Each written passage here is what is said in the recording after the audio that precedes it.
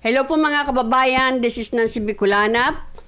Balik po tayo at pag-usapan po natin yung session po nila dyan sa Senado, May 20, kung hindi ako nagkakamali. Mayroon po kasi nagkaroon ng tawag nila yata doon na quick manifestation, privilege o kung ano man po ang tawag nila dyan. Para po doon sa mga nagsasalita doon, ng mga senador na pinapakita nila na concern kuno sila sa kanilang institusyon, na bastos, bakit ganito, bakit ganyan, concern sila sa mga kababayan natin na kumbaga naipit doon sa putukan. Ngayon mga kababayan, sila po, concern sila ngayon sa kanilang institusyon. Pero nung Monday po mga kababayan, na hinabol ng NBI ang kapwa nila senador hanggang sa loob ng Senado, wala po tayong naririnig tungkol doon na may nambastos. Hindi ba? Hindi po ba kabastusan yung ginawa ng NBI na pumasok sa loob ng Senado at habol-habol ang isang senador? Ngayon mga kababayan, binugbog pa yung isang member o ilang member ba yun ng Sergeant at Arms.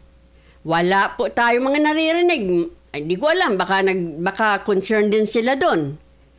Ngayon, ang isa pa po, mga kababayan, ngayon, nagkaroon na ng putukan, ito na. Parang sinisisi na nila lahat na po ng pangyayari. Kung napapansin po ninyo, ang sinisisi nila sa lahat ng pangyayari ay si Sergeant at Arms, Mau Aplasca at si bagong Senate President. Nakarinig po ba kayo na sinisiman lang yung NBI? Nakarinig po ba kayo na kinu-question man lang nila yan? Kinu-question nila yung pabago-bago nilang sabi na may NBI, walang NBI, wala kami dyan, pinaalis nyo kami dyan, di ba? Wala po tayong naririnig dyan. Ang naririnig natin, the way na nagsasalita sila, sinisisi nila kung paano hinandle, yung kaya nagkaroon ng putukan, bla bla bla. Pero mga kababayan, ang akin lang, hindi po mangyayari lahat ito kung hinandel ni Soto ang NBI nung pumunta sa kanya at nakipag-usap sa kanya ng maayos as dating Senate President. Kung hinandel niya ng maayos yon. Pero hindi ipinasa niya sa Sergeant at Arms. Di ba? Or sa OSAA. Ngayon, siya ang kinausap ng NBI, hindi ba? Pinag-intay nila doon, pinakain pa daw. Nag-intay sila, di ba? 7 o'clock pa lang kinausap siya, di ba? Hindi po hinandil na maayos ni Soto ito. Nagko-question ba sila kay Soto? Again, hindi po dapat nangyari yan. Kung hindi nila, kung inayos nila, yung pakikipag-usap nila sa NBI. Pero, hindi Ngayon na nangyari itong kaguluhan, lahat tapon kay Senate President Alan Cayetano. At sa Sergeant at Arms. Dalawa lang gusto nilang ipindown nila dito Ilan silang nagsasabing dapat managot si Sergeant at Arms Mau Aplasca at Senate President. 'Di ba? Dahil daw parang kumbaga ay panglito lamang 'yun para makatakas si Senator Bato. Ngayon na nga po nagsasalita yung mga senado doon, halos napaiyak sa galit itong si Senator Pia Cayetano. Lalo na doon sa sinabi nitong si Ontiveros. Diba? Ito po. Sir, go ahead. Mr. President, I'd like to make a manifestation. Okay. What happened inside the Senate premises last week is deeply alarming, regardless of which side one stands politically. I know you will agree with me, Mr. President. Many versions of the armed confrontation are now circulating. Statements were made that the Senate was under attack, while the executive denies of any offensive operation. Some claim that the tension was triggered by the recent changes in Senate leadership. There are allegations involving the OSAA, the NBI, and even a speculation that the shooting itself was smokescreen. Ayan, yan ang pinalalabas nila. Smoke screen lang yun para mag-create ng confusion para makalabas si Senator Bato. To facilitate an escape or create confusion. And even more disturbing are allegations attempting to implicate the minority just because nakauwi na po kami. With all due respect, Mr. President, on May 12, a day before the incident, the new Senate leadership informed the body the intention to have an all-senators caucus. On May 13, the day of the incident, around 5:02 p.m., it was modified to a majority-only caucus. Naturally, members of the minority who were no longer part of those internal deliberations eventually went home, Mr. President. To suggest that the mere fact that some senators were responsible for what later transpired just because they had already left the premises is speculative. Wala pong nagsasabi na ang ibang mga senator ay responsible dyan. Nagtataka lang po sila na mayroon daw nakarinig na pinapauwi na. Wala po kayong alam? Pinapaalis kasi may mangyayari. Wala kayong sasabihin tungkol dyan? Irresponsible and unsupported by evidence. But beyond the conflicting narratives, let us not forget the ordinary Senate employees and staff who were caught in the middle of the chaos. Ayan, concern sila dyan. Lahat naman po concern eh, kaya lang ang tagal ninyo bago kayo magsalita eh. Mga rank and file, maintenance, security, clerk, media at iba pang empleyadong naipit lamang dahil ginagampanan po ang kanilang mga tungkulin. Yet they were the ones exposed to fear, confusion, and danger inside an institution where they should have felt secured. Some were traumatized, some feared for their safety. Again po, kailan pa po ito nangyari? Bakit po ang tagal? Dapat po nung araw na yun, nung Monday na may humabol sa kapwa ninyo senador, doon pa lang po nagsasalita na kayo. 'Di ba? Nung nagkaputukan na, doon din sana nagsalita kayo. Kinumusta niyo yung mga nasa loob na ngayon ay concern kayo. Nag-concern kayo sa mga security, sa mga staff. Bakit ang tagal niyo? Bakit ngayon lang? Bakit ngayong Wednesday lang? Ano na ngayon, 'di ba? Nung nagsalita kayo, May 20 na, kailan po nangyari to? Mr. President, hindi po sila scapegoats at lalong hindi collateral damage. At the same time, we must recognize the larger damage caused by this incident. Mr. President, millions of Filipinos and even the whole world watched this unfold in disbelief. They saw the confusion inside one of the highest institutions of the government. Yun na nga. They saw conflicting authorities, conflicting narratives in an atmosphere that appeared closer to disorder than democratic governance. Nakakahiya po sa totoo lang, Ginoong Pangulo. Ayan na nga ba, sabihin nyo nakakahiya, sinabi ko na nga po, sa palagay ko nga po, yung ating kahihiyan na lagi ninyong sinasabi ay hindi mangyayari kung hindi pamumulitika ang tinatrabaho ng administrasyon na to. And because the public witnessed, the public deserves the truth. Nakaabang na po ang taong bayan. And they have been waiting since Monday. Una, ano ba ang legal na basihan sa pagpasok ng mga otoridad sa bisinidad ng Senado kung meron man po? Pangalawa, nagkaroon ba ito ng formal na koordinasyon sa pamunuan ng Senado bago isinagawa ang operasyon at ano ang naging direktiba ng liderato kaugnay rito? Pangatlo, ano po ang mga partikular na aksyon na nag-udyok at naging mitsa ng putukan? Meron bang provokasyon mula sa alinmang panig? At aling ahensya o sino-sinong individual ang direktang responsable sa pagpapaputok ng mga baril? Alam ko po, Ginoong Pangulo, wala po kayo roon. Bagkos kayo po ay nakasalalay lamang sa mga report na ibinibigay po sa inyo. Naintindihan ko po yun. Pangapat, anong mga hakbang ang ginawa upang masigurong ligtas po ang mga senador, mga empleyado at ang media bago at matapos maganap ang insidente? Ang panghuli, ano-anong mga ebidensya po ang nakalap upang magbigay linaw sa tunay na pangyayari? Ginoong Pangulo, when law enforcement operations intersect with the authority privileges and internal security protocols of another branch of government, there must be clarity, not confusion, restraint, not escalation. Alam ko po na may kanya-kanyang investigasyon ay sinasagawa ang Senado at NBI. But there is merit in the public outcry for an impartial, independent, and facts-based investigation. Mahalagang maituguyod po ang isang proseso na patas, transparent, at may kredibilidad sa mata ng publiko. Walang undue influence, walang haka-haka. At the end of the day, Mr. President, no camp wins when public confidence in institution is weakened. The Senate is not a venue for armed confrontation, Mr. President, or competing display of forces or political theater. It is a constitutional institution governed by law, order, and respect for due process. Hindi po drama, aksyon o comedy ang hanap ng taong bayan. They are asking for truth, accountability, and stability. And that is precisely what this institution owes them, Mr. President. Maraming salamat po. Now recognize you. Afterwards, Senator Risa is raising her hand. Mr. President, I would like to associate myself with the manifestation of Senator Erwin Tulfo. Meron lang po akong konting katanungan. Meron ho bang standard operating procedure manual ang ating USAA? I hope so. One. Number two, pagdating po sa pag-handle ng firearms, are these, the members of the USAA, are they trained? And then number three, ano-ano ho bang qualifications dito mga members ng USAA natin? Are they trained? Sergeant at Armed Forces, sir.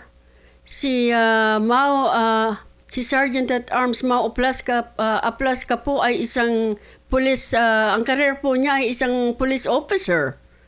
Mukhang nag-retired po siya after, I think, maybe over 30 years. At saka PMA year po yan eh. Siguro naman po, he knows a thing or two about paano mag-handle ng firearms. Hindi ka naman ma-hire dyan nang wala ka ng, ano ka lang, na basta-basta ka lang naman, sir. What are their qualifications to be chosen as members of the USAA? Yun, magandang tanong Yun yun. po, Mr. President. Yes. So note your questions are noted, and depends on what committee we refer to. We will consult with the minority. We'll take a recess, a short suspension when we read the committee report, because unless we agree to convert into a committee of a whole, so that the certain people can testify here, the other option is to give it to a standing committee. So let's decide that in a while. And then lastly, Mr. President, meron bang training ang members ng USAA kung paano mag-handle ng isang problema, isang situation, and do they understand the meaning of rules of engagement? Wow. Yung sa summary. Salamat po, Mr. President. Mr. President, I rise on Ito a na. matter of personal and collective privilege. Mr. President, halos isang linggo na matapos ang habulan at barilan dito sa Senado. Habulan or habulan? Grabe naman to. Sa loob-loob ko, hindi ako mapanatag na simula nung Lunes, ang ipinapakita natin ay para bang walang nangyari. Na para bang hindi nabastos ang ating institusyon, ang ating mga empleyado, at ang mga Pilipino. Sino pong nagpapakita niyan? Dapat from the beginning, Hontiveros, nagpakita na kayo ng ang pagka-concern ninyo sa institusyon ninyo. Nung pinasok ang senador, kapwa ninyo senador, doon pa lang sana, day one, nagpakita na kayo na mag-concern kayo na hindi nirespeto ang Senado. Ngayon, kailan pa nangyari yon? Di ba? Parang pinag-isipan po muna ninyo para kung baka sabihin ninyo na concern ba kayo sa kapwa ninyo senador o sa institusyon ninyo. Tagal nyo namang nagsalita. Hindi maliit na bagay ang nangyari dito. At lalong hindi dapat inaasa sa mga Facebook Live, press conferences at media interviews ang pagtatahi-tahi ng mga pangyayari. Kung titingnan ninyo, pakinggan ninyo parang yung kanyang salita, laging may jab laging may banat Di ba? Nakala mo siya ang pinaka-concern sa lahat ng concern na tao sa mundo. Di ba? Ay nako. Ganito na ba talaga kababa ang inabot ng ating politika sa Pilipinas? Wow! Ganito na ba talaga kababa ang ating politika sa Pilipinas? Nung isinorender po ninyo ang isang kapwa ninyo citizen, hindi kayo nagko-question? Ganito na ba talaga tayo? Kaya na lang nating isurrender kahit sino? As long as kalaban natin? Ganito na ba talaga tayo? Tanungin mo sarili mo. Kayo naman Kaya kayo hindi pinaniniwalaan na selective kayo Ito na ba tayo, Mr. President? Tuluyan na bang nilihis ng politika ang ating mga pamantayan Diyos sa me. pakikipagkapwa? The situation stooped so low that here, in and around these same august halls, may pwedeng magkasa ng baril sa harap ng mga sibilyan. Dear colleagues, kahit kailan, hindi yan nangyari sa Pilipinas. Dear colleague, mga kababayan, Hindi nga po nangyari kahit kahilan sa ating history ang habulin ang kapwa mo, senador, sa loob ng ating institusyon. Wala kayong sasabihin doon? Oh, Kahit panahon ng kudeta, not even during the darkest days of martial law did gunfire erupt within our halls. para kasing ito mga kababayan, gusto kasi talagang i-shift sa bagong majority ang lahat ng kasalanan. Parang hindi maganda ang pag-handle, kayo magulo, kaya kayo nagkakaganto. Yan ang gusto nilang parang isipin ng tao. Kaya nga gusto nilang makuha uli nila ang majority eh. Dahil una pa lang na sinabi nila ang gulo. Kailangan palitan ang bagong leadership. Ay ilang araw lang si Senator Cayetano diyan ah. Kayo ang nagsimula niyan. Remember, kayo ang nag-open. Kayo ang pumayag na ang NBI ay magtambay dyan, parang kumbaga hintayin si Senator Bato. Kung hindi nyo ba pinayagan yan, na pumasok sa Senado, sinabi nyo lang sana dyan lang kayo sa labas, huwag kayong papasok. Pinapasok nyo eh. Pinakain nyo pa raw eh. Oh, kung hinandel nyo ng maayos yun, hindi mangyayari ito. Kayo ang nagsimula, kayo dyan, Soto. So wag kayo maghugas ng kamay na parang binapakita ninyo na ang may kasalanan sa lahat ng nangyari ay si Sergeant at Arms Mau Aplaska at si Senate President Cayetano. Kabago-bago ng tao, isinishift nyo lahat sa kanya, lahat ng nangyari. Whether we stand in the minority or in the majority, the Senate as an institution has sustained a profound injury to its dignity, credibility, Wow. and moral authority before the Filipino people. And this frustrates me every day since Kawawa ka Wednesday, naman. including in the context of initial I'm sorry po. Hindi tayo dapat na magsasalita sa kanila ng ganito. Pero parang napaplastikan talaga ako eh. Napaplastikan ako ni hindi nila binabanggit ang punot dulo ng pangyayari. Ang agad na sila nandoon na sila sa dulo, doon sa putukan. But remember po, nandoon sila Monday. Nung pinasok ng NBI ang Senado. Did I hear anything from you? Parang napaplastikan ako. Selective talaga sila eh. Kasi pag pinag-usapan yung pagpasok ng NBI, pupunta yon kay Soto. findings from the investigation conducted by the Department of Justice, the Department of the Interior and Local Government, and the Philippine National Police, beginning to reveal various points. Patuloy pa rin ang investigasyon, Mr. President, at dapat lang. But still, this needs to be said. Kapag may nagpaputok ng baril, right here, in the people's house, kapag naghasik ka ng takot sa mga empleyado, sa media, sa security personnel at sa mga sibilyan. Kapag may natroma dahil sa karahasan at umuuwing nanginginig at hindi mapakali sa sariling bahay, lampas na ito sa isyu ng pamumulitika. Pambabas. 'Di ba? Concern na concern, 'di ba, sa mga tao? Concern sila, 'di ba? Umuwi, nanginginig, 'di ba? Takot na takot, natural. Pero bakit hindi nyo man lang daw tinawagan yung mga senador na nandoon sa loob? Na yan. At pang-aabuso So, sa concerned kayo? lahat-lahat ng ipinagkatiwala sa Senado bilang mga lingkod bayan. As we all know, democracy has always made room for disagreement. But, dear colleagues, hindi na ito political disagreement. Hindi na ito issue ng kampihan. What should trouble us is the manner by which this agreement is being settled, which reflects a broader national discourse that has become more coarse and unforgiving. When aggression is normalized and humiliation is treated as political currency. We cannot have a culture that proudly treats fellow Filipinos as enemies to be defeated, all in the name of clout. Yung Really? mga pagbabanta, pambibintang, Pagbibintang. Sino po ang mahilig gumawa niyan? Pagbabanta, pagbibintang. May nalalaman ka, Ontiveros? Di ba? Hindi ba binantaan? pagbibintang si VP Sara. Humaharap siya ngayon diyan sa impeachment dahil sa bintang. Yung mga nagbabanta, pag hindi pumirma, ano yun? Kakasuhan.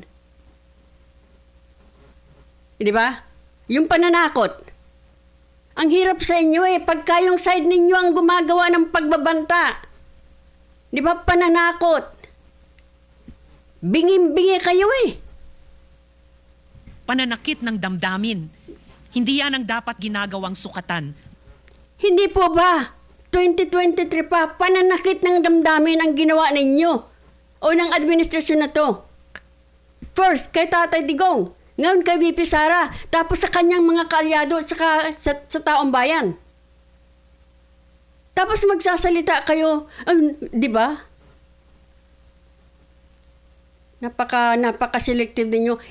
Tapang. Talagang Kahit magkakatunggali sa politika, hindi tayo dapat ganyan sa isa't isa, lalo na dito sa Senado.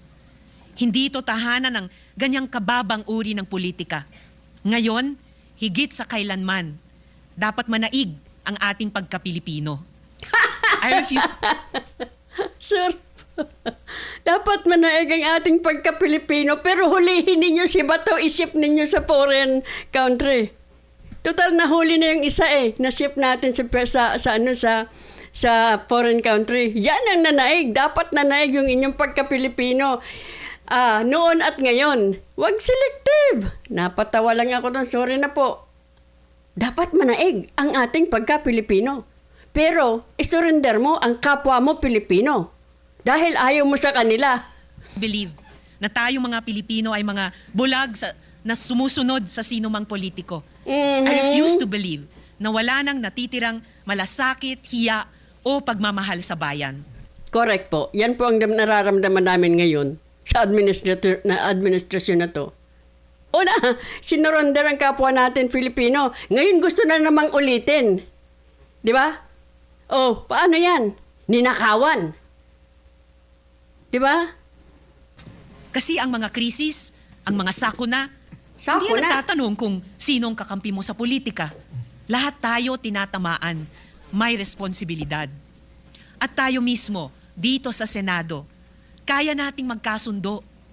In Talaga? fact, all of the laws I myself have championed could not have passed without the support of those from across the political aisle. And I refuse to believe that this institution that has crafted laws for the most marginalized, that has conducted crucial investigations, that have moved the needle at various political junctures, is beyond repair or redemption. Let us remember, Mr. President, that we have a bicameral legislature with a Senate elected at large, precisely to have a body that can rise above parochial concerns and craft a vision for the entire nation. At kaya kong sabihin ng buong puso that this Senate has, at its best, shown that disagreement does not destroy our common duty. We have passed laws across party lines. That is why we cannot act as though nothing happened last week. Alam natin ang tama at mali. Alam natin kapag sumosobra na. And this is what our country needs from us now. For the Senate, in this difficult hour, to reflect the best of our people. May we prove worthy of the trust that our people have placed in us. Marami pong salamat sa inyo at sa lahat, Mr. President. Recognize Senator Pia and Senator Marcoleta. You know, the curious thing is the prayer of Senator Kiko and the prayer Ayan. of former Senate President Tito Soto yesterday. We all agree with it. We're just looking at it from different sides of the political lens. And many of your statements today, Senator Risa, many of us, if not all, agree. But we all won't agree that parang walang nangyari. I don't know where that came from because I don't think anyone is treating it trivially. It's just a matter of how we can focus on it given that there is a real economic crisis, crisis of prices, oil crisis. Our stock is running out. We're convening into an impeachment court. You know, our staff are overwhelmed by the number of investigations, by the number of subpoenas that are here. They're asking us to produce so many things while we're also doing our own. So while we will agree with you and let's discuss later on which committee, I do not think anyone is acting as if parang walang nangyari. You're my kuya, but she's my ate. Yeah. Senator Pia. Mr. President, I also will not interpolate or make Ayan. my own privileged speech today as requested by the Senate President. I reserve my right to make the proper interventions at the time that the Senate President and our other colleagues agree upon. But I just want to make this quick statement. Parang walang nangyari. Yan po ang statement ng ating butihing Senadora Risa Hontiveros. Siguro po para sa inyong mga wala dito. Pero para sa amin na nandito, napakaraming nangyari. Takot na takot po ako na kailangan ko na magpaalam sa mga anak ko. At yung staff ko, 2 pintuan ang pagitan ko sa putukan. Yung staff ko na si Claire, na 20 years na sa akin, nandun siya sa labas. She has a 12-year-old son. Kinuwento niya sa akin lately na tumatakbo siya, hindi niya alam kung saan siya pupunta. Kaya para sabihin niyo na walang nangyari. Napakasakit para sa aming lahat na nandito. And as I said, 2 pintuan na nagpo-protect sa akin sa putukan. Pero yung media, yung Senate staff, yung hindi naman makauwi dahil sila ang security, sila ang elevator women and boys natin, nandoon po sila. So dear colleagues, napakarami nang nangyari. And one more thing, wala ho akong sinisisi. Pero nung pagkatapos ng lahat, pagtingin ko ng group natin, yung dating majority group, walang ni isa sa inyong nangamusta sa amin. Diba? Pagkatapos ng nangyari, yung dating majority group, lalo na yung mga kasama niya, kilala niya, wala man lang ni isa sa inyong nangumusta. Ngayon sasabihin ninyong concern kayo sa mga tao, sa mga staff dyan, at sa mga taong natakot. Pero wala naman pala ni isa sa inyo nangumusta. Are you okay? Kapiraso lang. Kahit pabalat bunga, wala. Pakawalang hiya nyo naman. Some of you I've known for 20 years, 10 years, and I didn't even hear any of you say, kumusta na kayo dyan? Yung iba dyan, nakilala pala ni Senator Pia, 20 years, hindi man lang tumawag para kumustahin kung okay sila dyan. Tapos ngayon, ang akala nyo, concern na concern talaga kayo? Kaplastikan nyo talaga. Sobra. Ay, nako. Yung pong mga salita ninyo, puro salita lang yan eh. Sana pinakita ninyo yan sa gawa from the beginning. Last week pa yun eh. Napakasakit na sa akin. Sobrang sakit. So yun lang ang masasabi ko. Yes, I am very ready to share my story, to ask questions. Pero kung wala ho kayo dito, huwag niyong questionin yung mga nangyari sa mga nandito. Dahil nandito kami, kasama ng staff. Tama. Staff namin, Senate staff. You have your own story, I respect that. But please respect my own story. Thank you, Mr. President.